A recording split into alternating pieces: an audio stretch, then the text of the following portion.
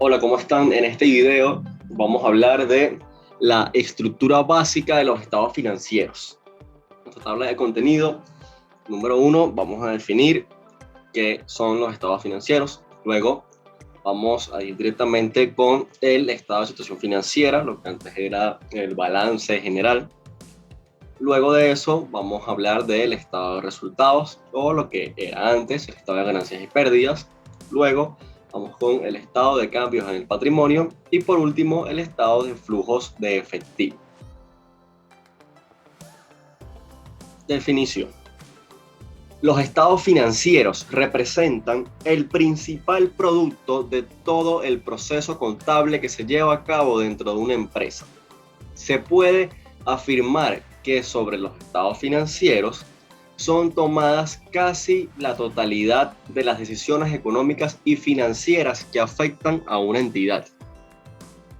El proceso de elaboración y presentación de las cifras requiere que tales informes sigan ciertas reglas que se aplican en forma general independientemente del tipo de actividad que desarrolle una empresa.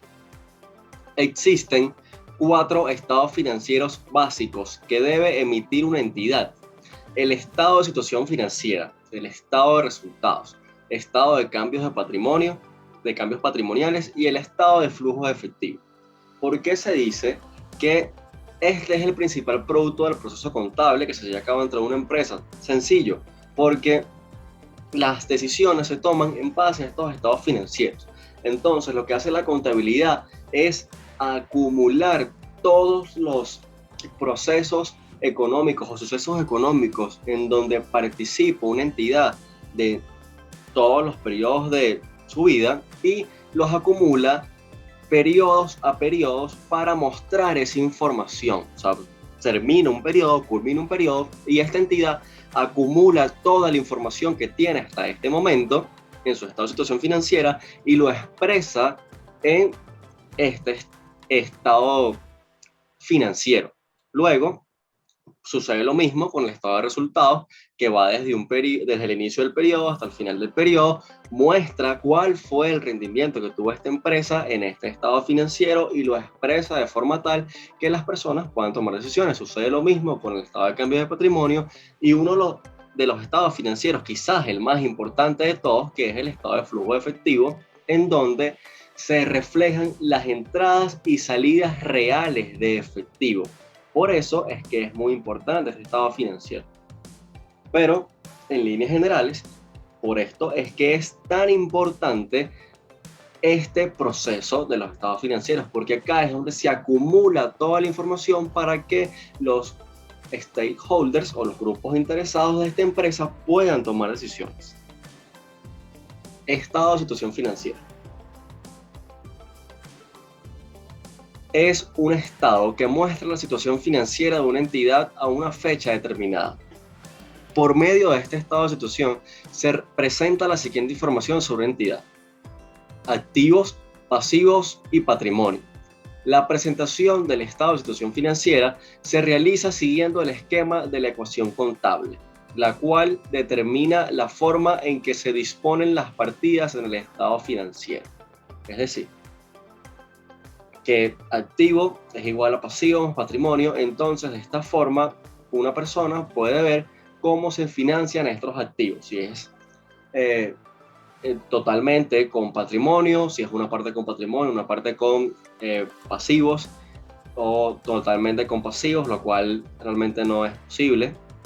Pero acá las personas interesadas en esta empresa pueden ver de forma detallada cómo está distribuida el financiamiento de estos activos.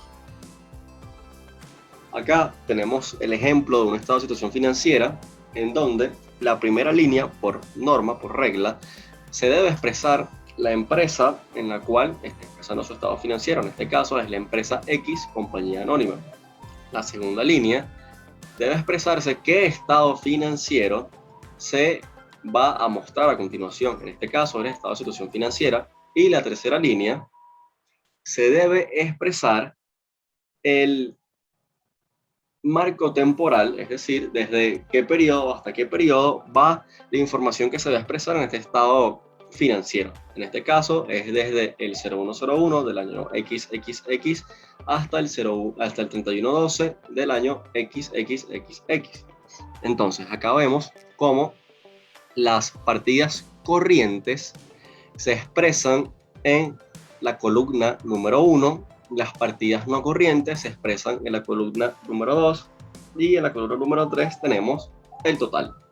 Entonces, vemos como primero vienen los activos corrientes, en donde se expresan, bueno, los activos que tienen, digamos, una rotación menor a un año.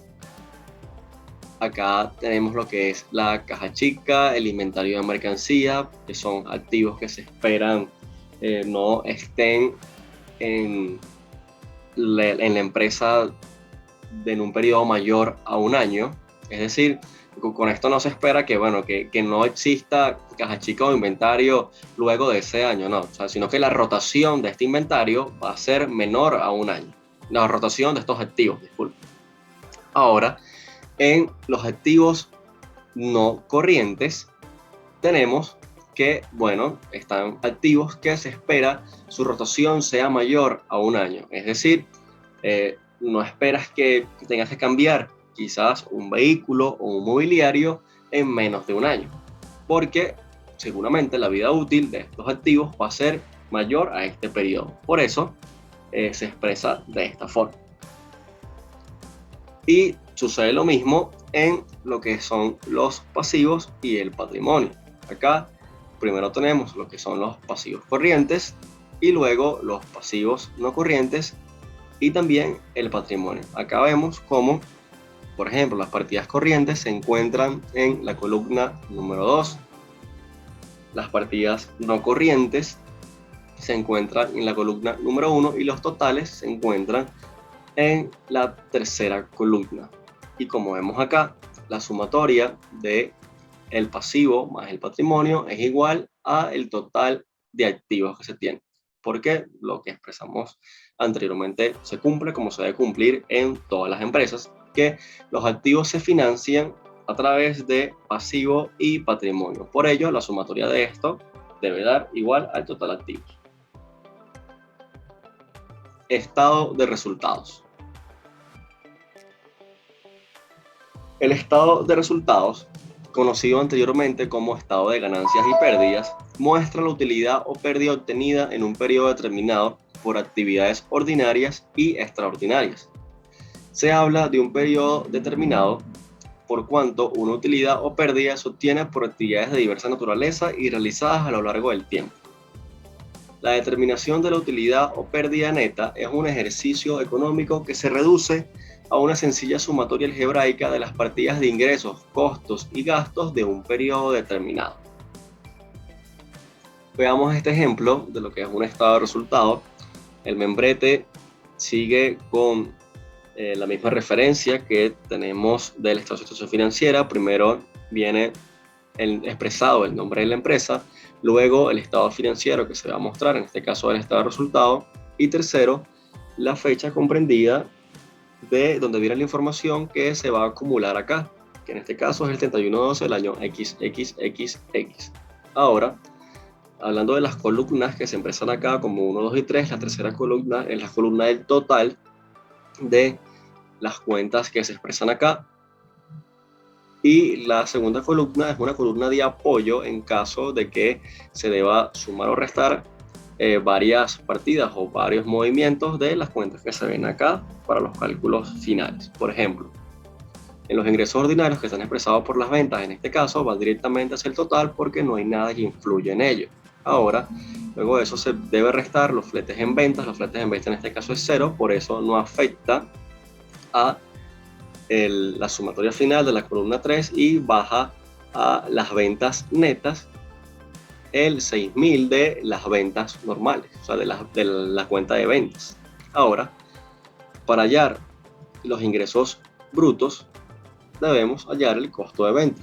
Para hallar el costo de venta se aplica una fórmula sencilla que dice que el costo de ventas no es más que el inventario inicial más las compras menos el inventario final. El resultado de esto es el costo de venta, que bueno, el costo de venta pasa hacia la tercera columna a restar las ventas netas.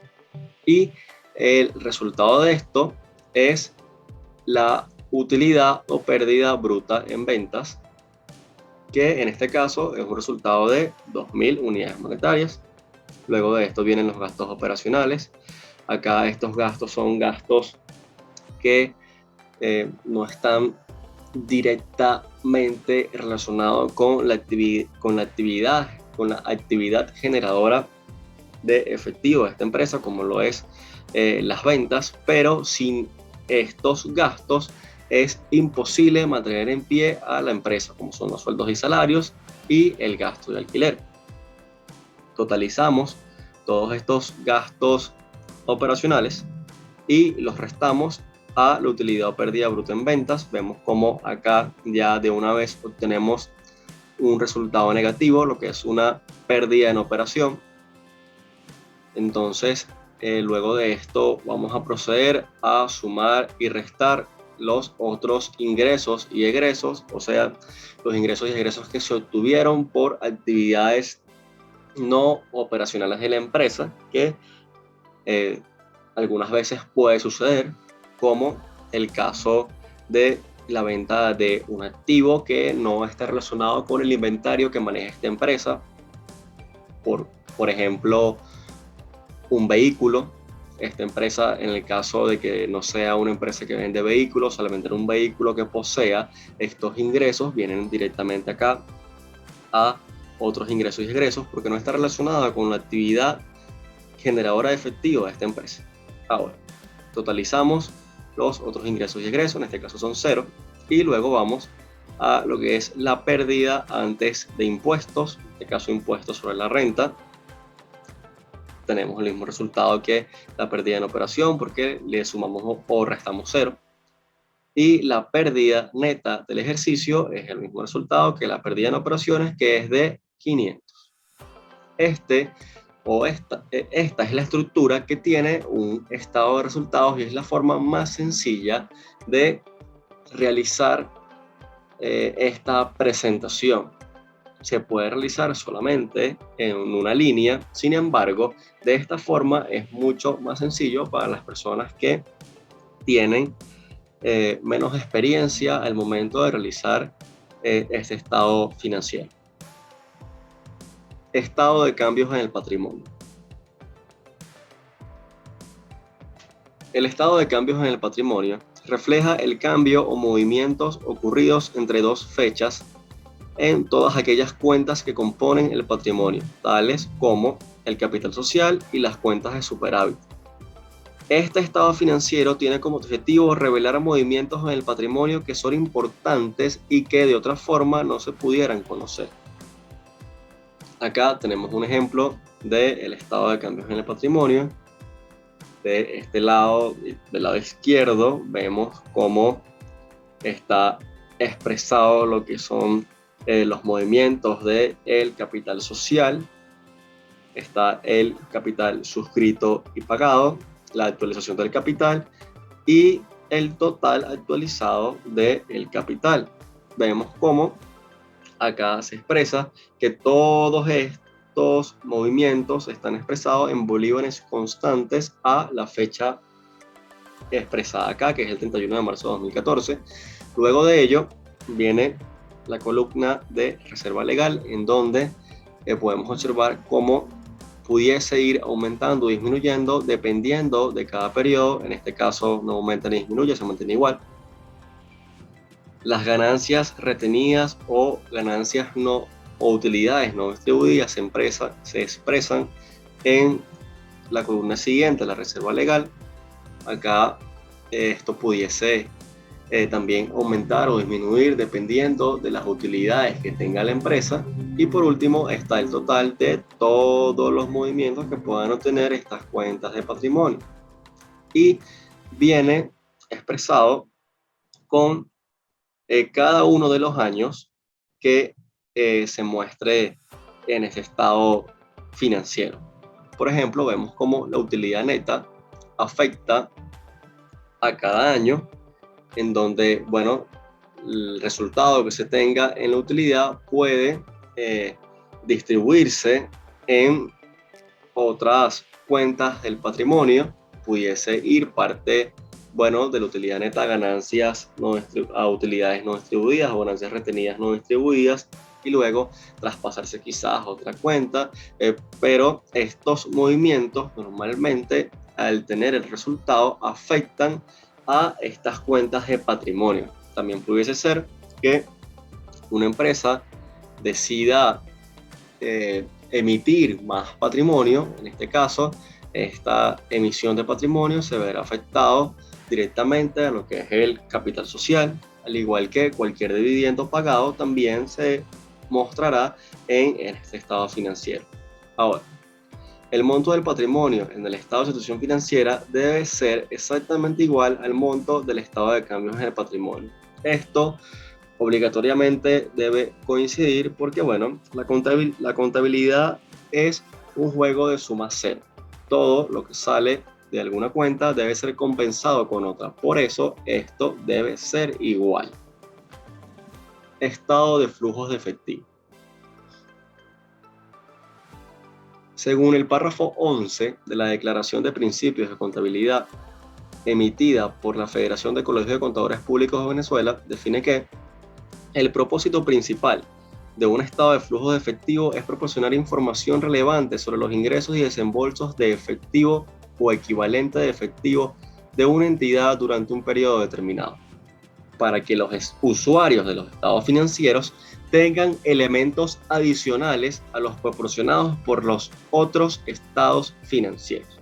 ¿Por qué esto es importante? Bueno, porque el efectivo generado en un periodo contable puede que no sea igual, porque en definición, efectivo generado y utilidad generada en un periodo no son lo mismo, puesto que en la utilidad existen algunas estimaciones o algunas partidas que no se cobraron, por ejemplo, algunas ventas a crédito que realmente no se generó el efectivo en ese momento, no se cobró el efectivo en ese momento. Y este tema de las estimaciones hace que el efectivo generado en un periodo no sea el mismo, en muchos casos, a la utilidad generada en un periodo. Puede ser que una empresa tenga pérdidas en un periodo, pero en este periodo también genere mayor efectivo al que tenía al principio del mismo. Es decir, se genera efectivo, pero se obtengan pérdidas contables, que sería no coincidir el estado de resultados con el estado de flujo efectivo. Esto es algo que pudiese suceder, pero el estado de flujo de efectivos es sumamente importante porque se entiende que una empresa que no maneja efectivo, que no genera efectivo, es una empresa que probablemente no se va a mantener en el tiempo manteniendo sus operaciones. Entonces, por eso ese estado financiero es tan importante. Ahora, en este ejemplo, vamos a ver lo que es un estado de flujo efectivo. Este estado financiero, de la misma forma que los anteriores, debe expresarse con el mismo membrete que viene con el nombre de la empresa, luego el estado financiero que se va a mostrar, luego de eso el periodo en el cual se acumula la información que se va a mostrar en este estado financiero, y por último la moneda la moneda que se va a utilizar para expresar estos montos. Ahora, este estado financiero se clasifica por tres actividades que son operacionales, de inversión y financiamiento. En las actividades operacionales primero vamos a incluir lo que es la utilidad del ejercicio o la utilidad neta, y luego vamos a ajustar las partidas que se encuentran en el estado de resultados que realmente no mueven el efectivo positiva o negativamente. Las partidas pueden ser depreciaciones y amortizaciones, que no es más que trasladar un desembolso inicial a lo largo de la vida útil de un activo, o también puede ser alguna otra partida que no genera efectivo que no generó efectivo en este momento que se expresa ese estado financiero como es el estado de resultados. Luego de eso, vamos a la variación neta de activos y pasivos que se encuentran dentro de estas actividades operacionales, cuáles son cuentas, por ejemplo, de intereses por cobrar. En este caso tienen un saldo positivo, lo que significa que generó efectivo, es decir, las cuentas de intereses por cobrar disminuyeron en relación al periodo anterior. Por eso, como se cobró ese dinero, ya no hay tantas cuentas por cobrar, intereses por cobrar, porque se cobró, se entiende que en contraparte se generó efectivo, o sea, el efectivo aumentó. Ahora, los gastos prepagados tienen un saldo negativo, es decir, se pagó más gastos prepagados en relación al año anterior. Como aumentó este activo, se entiende que se tuvo que desembolsar efectivo para realizar este pago. Ahora tenemos la cuenta de otros activos que también está con un saldo negativo, es decir, las cuentas de otros activos aumentó, por lo tanto se tuvo que realizar un desembolso para que ésta pudiese aumentar. Entonces se tuvo que pagar ese activo. Las cuentas por pagar tienen un saldo positivo, es decir, aumentó el efectivo de acuerdo a que no se ha pagado esta cuenta por pagar. Es decir, en relación al periodo anterior, las cuentas por pagar aumentaron y no se pagó el dinero producto de ese aumento. Por eso, no es que aumenta el efectivo de manera lógica, el tema es que no se pagó, entonces se encuentra disponible ese efectivo. Ahora, tenemos lo que es los impuestos sobre las rentas por pagar. Vemos cómo está en signo, disculpen un segundo, negativo, ¿sí? Como está en signo negativo es porque se pagó, es decir, las cuentas, el impuesto sobre la renta por pagar se pagó se disminuyó en relación al periodo anterior, es decir, se tuvo que pagar ese dinero producto de la disminución de esa cuenta. Por ello, se toma en cuenta esto como un desembolso efectivo, algo que te resta tu efectivo. Ahora tenemos los intereses acumulados por pagar con saldo negativo. Esto lo que nos indica es que los intereses acumulados por pagar con relación al periodo anterior disminuyeron. Y si disminuye este pasivo, se tiene que realizar el desembolso respectivo para que este disminuya. O sea, para que yo le deba menos a esas personas a las cuales debía estos intereses, tuve que pagarles con efectivo. Luego de esto, al final de todas estas actividades operacionales, vemos cómo se encuentra el efectivo neto proveniente de actividades operacionales, es decir, el efectivo provisto de estas actividades, que no es más que sumar todas estas cuentas que están arriba del concepto de actividades operacionales y nos arroja el saldo correspondiente. Acá podemos observar cómo se generó efectivo respecto a este tipo de actividades. Ahora vienen las actividades de inversión. En las actividades de inversión podemos observar dos cuentas que son propiedades y equipos y activos intangibles. Acá el nombre nos indica que se adquirió propiedad y equipo y se adquirió activo intangible, es decir, se tuvo que pagar para aumentar estos activos, porque, bueno, fuimos al mercado a comprar más propiedades y equipos y más activos intangibles, entonces se tuvo que realizar un desembolso respectivo para que esto pudiese hacerse realidad. Al final de esto podemos observar cómo se encuentra un párrafo que dice efectivo neto usado en actividades de inversión. Esto es importante que se especifique si fue usado el efectivo, es decir, se gastó efectivo o se utilizó efectivo, y cuando son saldos positivos debe colocarse el término provisto, es decir, se generó efectivo a raíz de esas operaciones. En la tercera clasificación está los flujos de efectivos provenientes de actividades de financiamiento. Acá tenemos la cuenta préstamos bancarios. Vemos cómo esto acá tiene un saldo negativo. Si esto tiene un saldo negativo, significa que se realizó un desembolso por esto, es decir, los préstamos bancarios en el periodo en curso son menores al periodo anterior, y como disminuyeron estos préstamos, se tuvo que pagar a los bancos que se les debía este dinero. Ahora, las obligaciones quirografarias al portador, vemos que tienen un saldo positivo, es decir, aumentaron respecto al año anterior. Por ello, tenemos más dinero porque la empresa se financió a través de, entregarle obligaciones o venderle obligaciones quirografarias a las personas de cierto mercado que quisieron adquirir estas obligaciones de la empresa. Por ello, se financió a través de estas actividades y se entiende que esta cuenta aumenta con respecto al periodo anterior, y por eso hay más dinero, hay más efectivo en la empresa o en esta cuenta.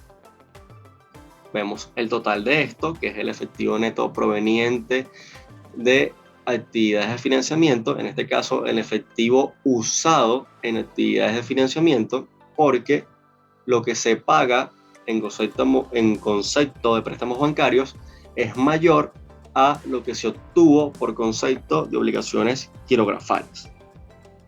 Ahora, luego de esto, vamos a realizar lo que es una suma de los totales de cada una de las clasificaciones y vamos a obtener la variación neta del año. En este caso es una variación negativa, por lo que se tiene menos efectivo que el periodo anterior.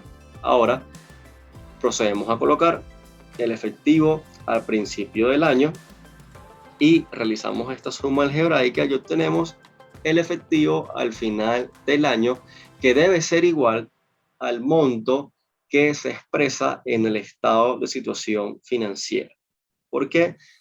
Porque, como hemos comentado anteriormente, la contabilidad es un juego de suma cero, es decir, toda cuenta debe tener una contrapartida y lo que presenta este estado financiero debe ser igual a lo que está presentado en el estado de situación financiera.